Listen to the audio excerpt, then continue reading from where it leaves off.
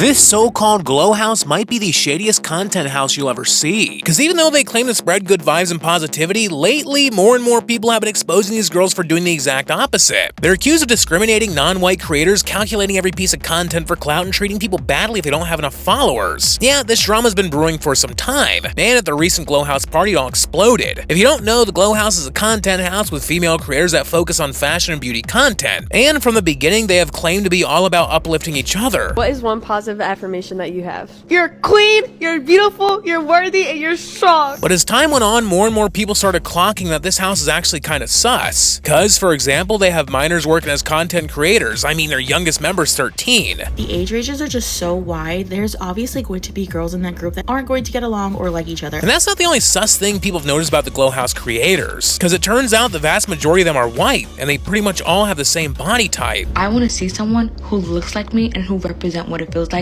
to be a black woman or to be an Asian girl. Not everybody is this thin. And if you thought this was already bad, well, it gets even worse. Because when the glow house decided to have a launch party, they ended up upsetting tons of people. Because they invited other creators, including some who are smaller influencers, but many of them have complained that they were treated badly by other guests for not having as many followers. Half of the time I tried to talk to somebody, they ignored me or gave me a stank face. Like, do you only talk to people that have 1 billion followers? In fact, some of them even decided to quit social media because the party felt like a Black Mirror event. This party made me realize that I don't want to do social media anymore. To these big influencers, like, no matter what, you are nothing but a number to them. And once you consider how desperate the glow house is said to be for clout and followers, more and more things start to make sense. Like how all the videos of influencers getting ready for the party seem coordinated and staged. All of these videos seem to be the exact same format, saying almost like word for word the exact same things. And all of those people